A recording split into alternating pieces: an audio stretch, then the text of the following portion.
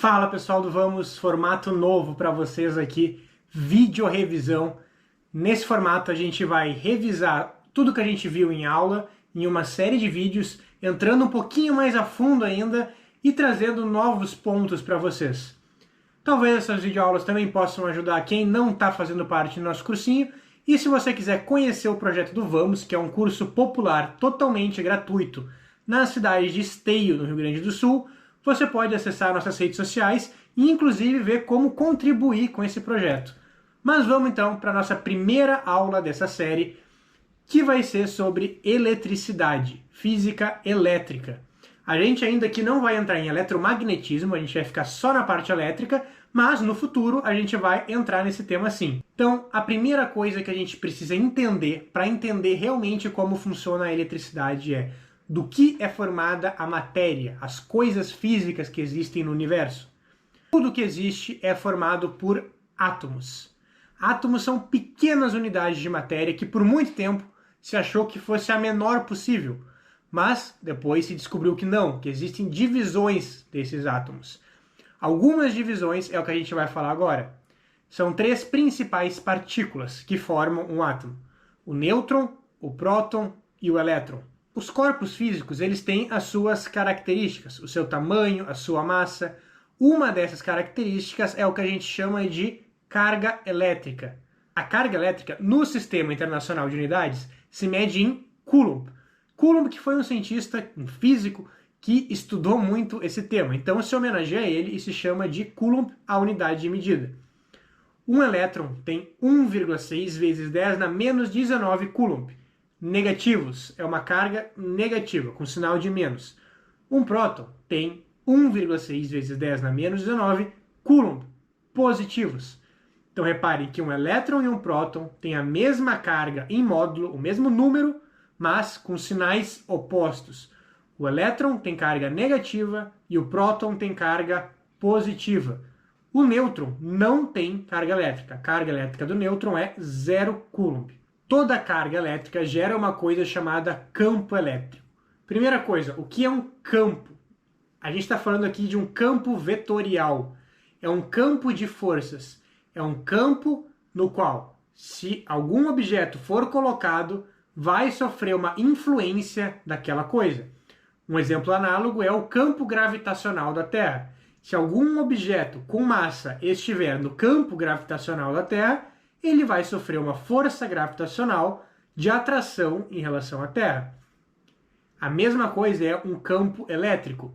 Se uma carga elétrica estiver no campo elétrico de outra carga, ela vai sofrer o efeito de uma força elétrica. O mesmo Coulomb descobriu o que a gente chama hoje de lei de Coulomb, que é a fórmula para a gente calcular este campo elétrico. Essa fórmula ela é K, que é uma constante física que vale 9 vezes 10 na 9 vezes 10 na 9. Newton vezes metro quadrado dividido por Coulomb quadrado. É um número complicado, eu sei, mas vocês não precisam se preocupar com essas unidades de medida de constantes. Vocês vão ver no futuro que isso é uma forma dos físicos adaptarem a fórmula para se chegar na unidade que se quer. Então, a constante K vezes a carga geradora desse campo elétrico dividido pela distância ao quadrado. Muito bem. E o que isso significa? Que se a gente colocar uma carga elétrica num ponto X desse campo elétrico, a gente vai calcular a força elétrica que essa carga está sofrendo através da fórmula do campo elétrico, então o que eu acabei de falar, vezes a carga elétrica em módulo. Muito bem, em módulo, o que isso significa? Sem sinal. E como a gente vai saber se a força elétrica está puxando estas cargas em direção a uma da outra ou se repelindo? Ou se essas forças são opostas? Muito bem, o que a gente precisa saber? Que cargas elétricas do mesmo sinal geram campos elétricos no mesmo sentido. E esses campos elétricos se repelem. Então, duas cargas positivas vão gerar campos elétricos saintes. São campos elétricos que vão para fora. Esses campos elétricos vão se repelir e vai existir um espaço entre eles em que eles não vão se misturar, entre aspas. Então a força elétrica gerada entre duas cargas elétricas positivas é de afastamento. Essas cargas vão se repelir. Duas cargas negativas geram campos elétricos entrantes. Então, esses dois campos elétricos vão estar voltados para dentro das cargas. No espaço entre eles, eles também não vão se misturar, eles vão se repelir. Então, duas cargas elétricas negativas também geram forças que se repelem, forças em sentido opostos uma da outra. Mas, uma carga elétrica positiva e uma carga elétrica negativa vão gerar campos elétricos com sentido diferente. O campo elétrico vai sair da carga positiva e vai entrar na carga negativa. Então, esses campos elétricos vão, de certa forma, se misturar. O campo elétrico vai ser absorvido pela carga negativa e expelido pela carga positiva. Falando em termos não muito físicos, desculpe se algum físico estiver me assistindo, mas de forma que seja entendível para o pessoal que vai fazer Enem e vestibular. Então, a carga elétrica positiva e negativa vão gerar uma força de atração entre elas. Então, como é que tu pode gravar isso? Cargas com sinal igual se repelem, cargas com sinal diferente se atraem. Os opostos se atraem, as cargas com sinal contrário se atraem. Muito bem, eu falei que o campo elétrico pode ser calculado por K vezes carga elétrica dividido por distância ao quadrado. Se a gente está falando agora de um campo elétrico formado por uma carga pontual, que é uma carga em um pontinho do espaço específico, vocês concordam comigo que se eu fizer um círculo em torno dela, todos os pontos desse círculo vão estar na mesma distância dela? Essa distância é o raio até essa carga. Então, todo esse círculo vai ter o mesmo potencial elétrico. Isso é o que a gente chama de uma superfície equipotencial. Então, o círculo em torno de uma carga pontual é uma superfície equipotencial. Superfície equipotencial é aquela em que todos os pontos têm o mesmo potencial elétrico. Então, eu posso fazer, em torno desta carga pontual, várias superfícies equipotenciais, mas que não são equipotenciais entre si.